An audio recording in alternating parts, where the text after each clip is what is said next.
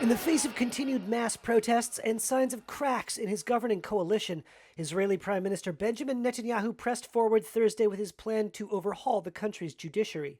In a televised address, he said his goal was what he called democratic reform to, quote, restore the proper balance between the authorities. It comes after Netanyahu had summoned Defense Minister Yoav Galant after reports the top-level cabinet member wanted to call a halt to the planned overhaul.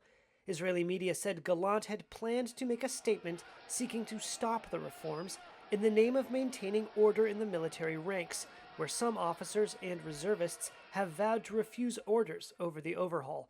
The apparent willingness of Galant, a senior member of Netanyahu's conservative Likud party, to break rank drew criticism from a far-right faction in Netanyahu's religious nationalist coalition government.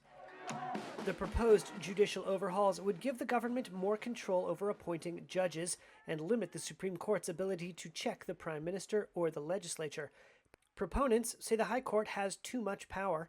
Critics say the court's independence is a vital part of the country's democracy and warn the overhaul could benefit Netanyahu, who faces corruption charges.